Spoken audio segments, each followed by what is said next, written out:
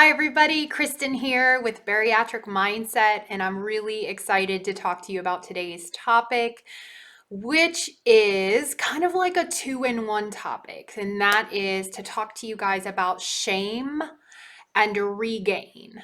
And so you might think, well, why is shame important to talk about? So even those of us that have not experienced regain may experience shame in terms of our bodies, where we are in our journey, feeling not there yet, or for any other reason. It could be that someone else criticized you and you feel shame about it. And then there are individuals who will reach out to me. I had someone reach out to me this week and said, I thought I had it. I thought that I, could handle this. And I'm a couple years post-op and I've had regain, and I'm supposed to go either see my doctor or dietitian or trainer. And I'm so ashamed and I just really don't want to go. And I just want to cancel my appointment. And I get those emails and messages actually quite frequently, more frequently than you might think. And the truth is, if you don't reach out, nobody knows you're hurting.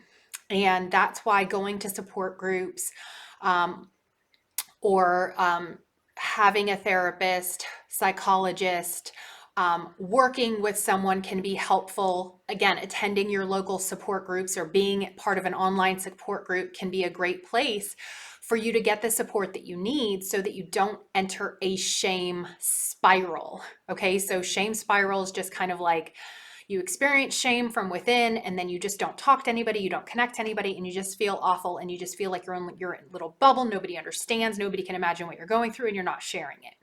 So what I want to share with you guys today is how to work through and how to counteract the shame spiral wherever you are, whatever stage you're in, whatever you're going through, because we all have experienced a shame spiral. A lot of us have experienced it before surgery, but then a lot of us can experience it after surgery, especially if you have judgmental family members who are like, well, I told you you weren't going to be successful. And if you've regained, that can kind of really hit home, especially if you're supposed to see them over the holidays or you're supposed to see them at a weekend gathering or a family reunion. And you don't want to hear, I told you so, because a lot of times family members don't necessarily have compassion. There's quite a lot of judgment.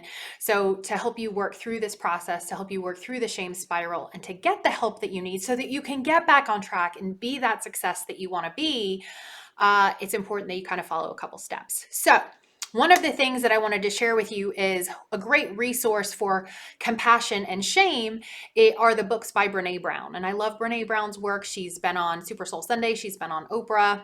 Love her stuff. And one of the things that I want to highlight is that you've got to be aware of your own critical voice. This is something that Brene talks about, but I think that it's so important, and I talk about in my book, awareness, awareness, awareness. You need to be aware of your behaviors. You need to be aware of what you're thinking. You need to be aware of what you're saying to yourself. So in my words, what I've learned and what I work with my clients on is I say, you don't have a filter inside your head.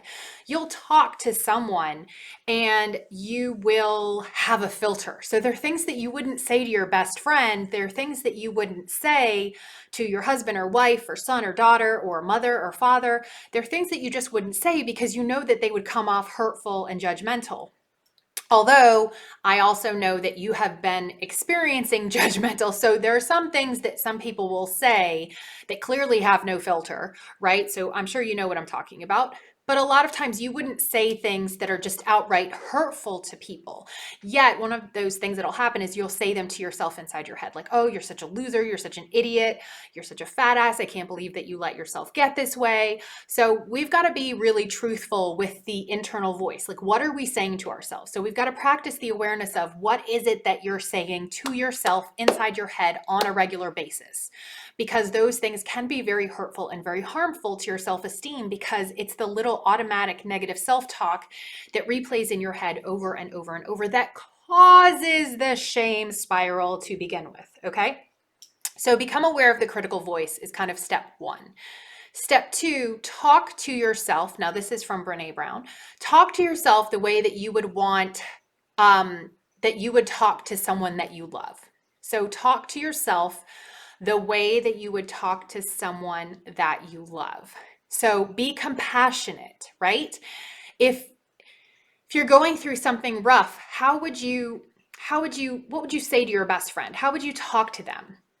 How would you interact with them, right? You would probably tell them something loving, like, you can get through this. Like, let's talk about it. Let's work through this. How would you talk to yourself, right?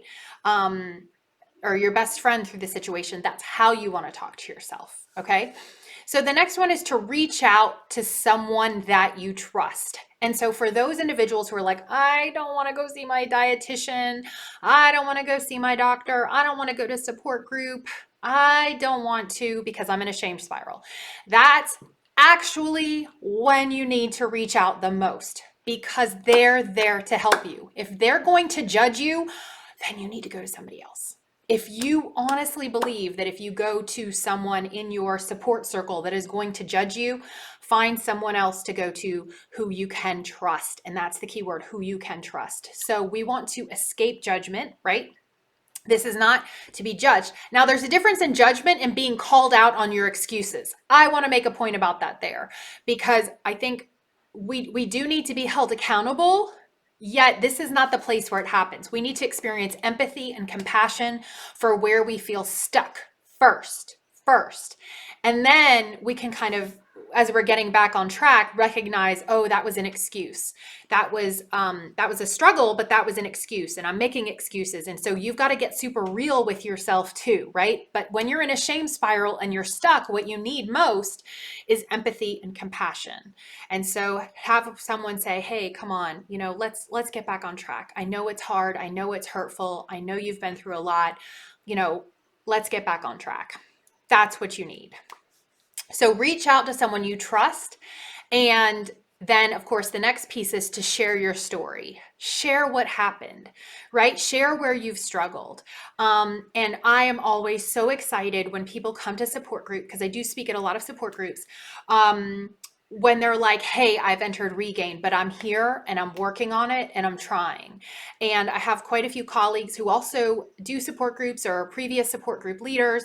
And they say the same thing, like, oh my gosh, if only we could get people to come back to support group. If only we could get people, to really engage in the therapy they need, or to get the help that they need, or to come back to us and tell them what they're struggling with so that we can help them get back on track. So just because you've maybe entered Regain, or you're struggling with something, it's so important that you reach out to ask for the help, because if you're, what is the saying? No man is an island, right? If you're all by yourself and you haven't gone to support group in a while, you haven't reached out to your doctor in a while, you haven't reached out to your dietitian, you're not seeing your therapist anymore, you're not seeing your certified coach or whoever it is that you're seeing or we're seeing, then a lot of times what can happen is you get farther and farther away from your plan. You become, greater of a distance. So it's so important that you really become aware of your critical voice. Talk to yourself the way that you would talk to your best friend, right? Empathize, be compassionate, reach out to someone you trust who can give you the compassion and empathy, but who also can help you get back on track, right? Who also can be there to say, okay, you've taken a wrong turn. Let's get you back on track. Let's help you to get to where you're going, to help you get through that shame spiral, which then at that point, that's not really the shame, but help you to work through it, right? Because we all experience shame on different things. And then to share your story, and for you to hear your story, not just for you to share it with someone else, for you to hear it. Because when you hear your story, you'll also hear what your shame triggers are, right? So what triggers you for shame, and you'll also hear what your excuses were. So, and not for judgment, but for understanding, right? For awareness, like, wow, that was something that I really struggled with, and I turned to food and I used this as an excuse. Wow. So that you can empathize with it, not to judge yourself, not to go back into the shame, but to practice the awareness, right? So this is not for getting back into that ugly headspace where you're judging, or you're like, I can't believe you did that, to go back to the negative. No, this is more of a positive, empathetic, like, wow, you were really needing love at that time, or wow, you were really needing a break, or wow, you were really needing some self-care. What is it that you needed at that time?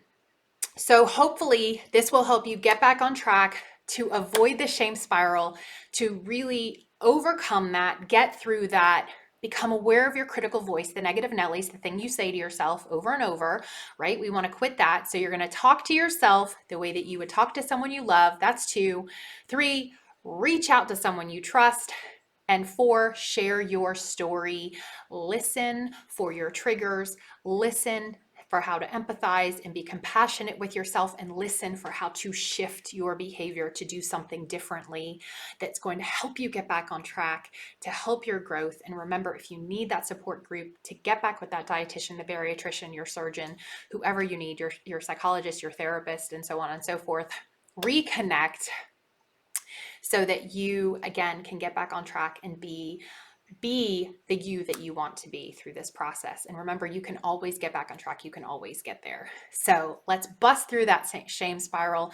And I encourage you to do all of those steps. Okay. So this is Kristen again with Bariatric Mindset. If you like this video, please give us a thumbs up. There are going to be more awesome videos coming.